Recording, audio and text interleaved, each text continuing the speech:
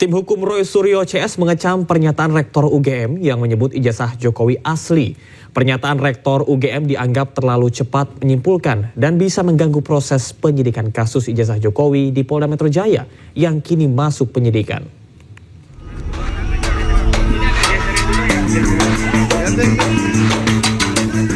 Ahli digital forensik Rismon Sianipar menanggapi pernyataan UGM yang menyebut ijazah Jokowi asli. Rismon menilai UGM terlalu cepat menyimpulkan keaslian ijazah tanpa menjelaskan detail akademik secara menyeluruh.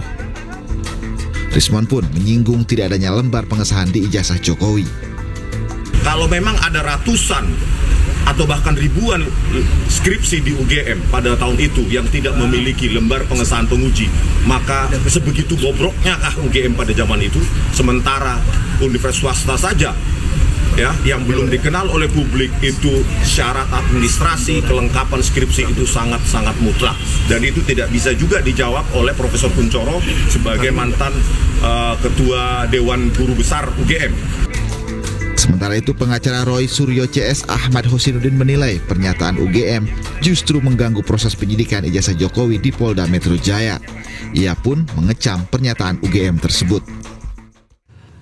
Tim kuasa hukum Roy Suryo CS mengungkap akan menghadirkan saksi ahli dalam pemeriksaan selanjutnya. Ahli tersebut dihadirkan untuk melengkapi proses penyidikan ijazah Jokowi di Polda Metro Jaya. Pengacara Roy Suryo CS mengatakan, rencana hadirkan saksi ahli ini dilakukan setelah Polda Metro Jaya memeriksa sejumlah ahli. Adapun ahli yang akan dihadirkan dari pihak terlapor ini diantaranya adalah ahli jurnalistik, ahli pidana, ahli linguistik, forensik, dan ahli ITE. Maka kami juga berencana akan menyampaikan ahli di tingkat penyidikan ya, bukan hanya ahli jurnalistik. Kami sudah persiapkan ahli pidana, ada 2 ahli pidana yang kami persiapkan. Kami juga siapkan ahli bahasa, bahkan bukan hanya ahli bahasa biasa, yakni ahli linguistik forensik. Ini adalah satu-satunya di Indonesia orang yang punya kepakaran linguistik forensik, tapi namanya nanti akan kami sepil setelah fix ya, yang jelas itu. Kemudian juga kami akan hadirkan ahli ITE, juga ahli-ahli yang lain yang relevan untuk mendudukkan masalah ini di tingkat penyidikan. Sebelumnya Rektor UGM Ova Emilia menyatakan ijazah Jokowi asli, namun pihaknya tidak bertanggung jawab terkait dengan foto ijazah Jokowi yang beredar di media sosial.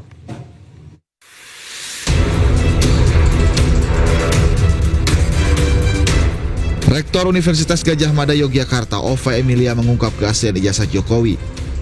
Ova Emilia mengatakan UGM telah menyerahkan ijazah Presiden ke-7 RI Joko Widodo saat wisuda 19 November 1985. Ijazah itu kan tahun 85 sudah diserahkan kepada yang bersangkutan. Artinya yang menjaga ijazah itu adalah yang bersangkutan. Oleh karena itu Universitas Gadjah Mada ini ya kita tidak mau berkomentar terkait dengan ijazah, a piece of paper yang sudah ada di yang bersangkutan. Artinya UGM juga tidak bertanggung jawab apakah yang beredar sekarang itu adalah yang diserahkan UGM dulu itu bukan? Bukan, kita tidak bertanggung jawab untuk itu. Tadi seperti yang disampaikan oleh Bu WR misalnya tentang ijazah. Ijazah itu juga merupakan dokumen pribadi. Jadi bukan ranahnya institusi untuk menunjukkan kepada publik. Jadi dengan kata lain Bu, begitu ijazah itu dipegang oleh orangnya, maka hanya orang itu saja yang berhak untuk menunjukkan bukti. Sementara terkait foto ijazah Jokowi yang beredar di media sosial, UGM menolak bertanggung jawab. Sebab menurut UGM, ijazah menjadi tanggung jawab individu setelah diserahkan pihak kampus. Tim Liputan iNews melaporkan. Kita beralih ke kasus lainnya. Pemirsa, Kapolri Jenderal Listio Sigit Prabowo memastikan pihaknya terbuka dengan masukan apapun terkait dengan kematian diplomat muda Arya Daru Pangayunan. Selain itu, Polri terbuka untuk menerima masukan dari manapun.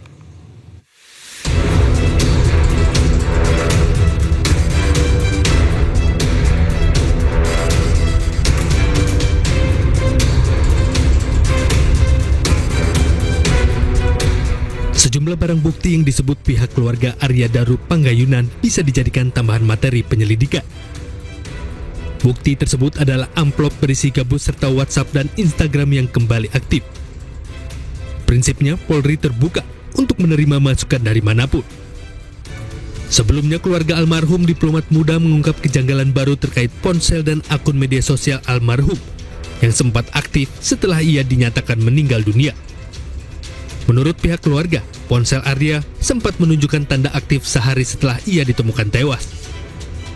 Pernyataan ini muncul karena pada malam 7 Juli 2025, Pita, istri Arya, mengirim pesan WhatsApp, tapi cuma centang 1 dan esok paginya, sekitar pukul 10 waktu Indonesia Barat, pesan tersebut berubah menjadi centang 2 yang menunjukkan jika ponsel tersebut aktif. Instagram dari almarhum saat ini on. Padahal dikatakan HP-nya hilang. Dan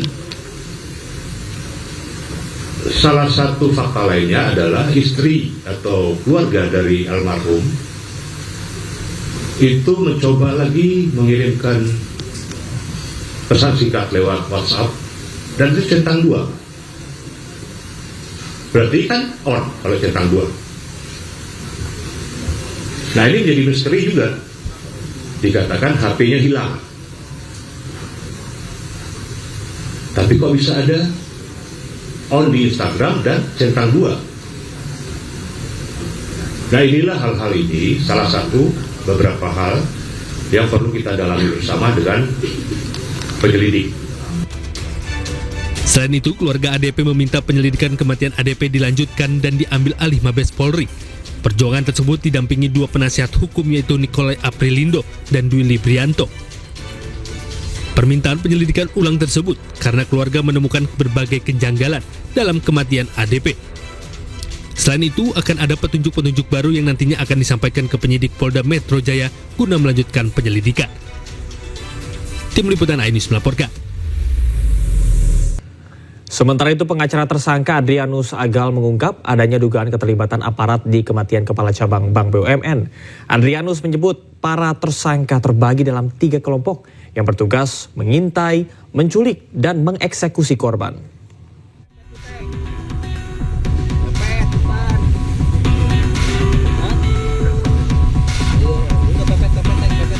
Pengacara tersangka pembunuhan kepala cabang sebuah bank Adrianus Agal mengungkap adanya pembagian tugas dalam kasus kematian kepala cabang Bank BUMN Muhammad Ilham Pradipta. Adrianus menyebut ada 3 klaster dalam aksi kejahatan yang menewaskan kepala cabang tersebut.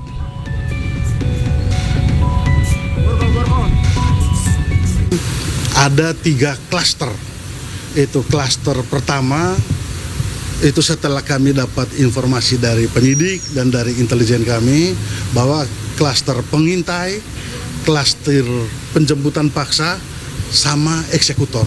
Nah, kami terputus di pengintai sama eksekutor.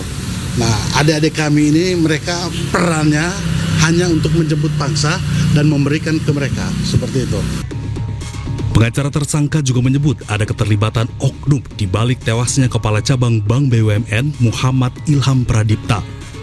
Menurutnya, oknum tersebut berinisial F. Ada perintah dari oknum yang namanya F, itu untuk diserahkan di daerah Jakarta Timur.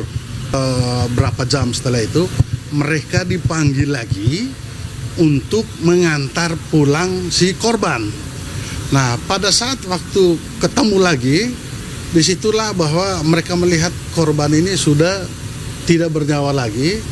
Tapi yang menjadi catatan kami di sini, pada saat mereka mengantar itu, mereka juga dalam tekanan.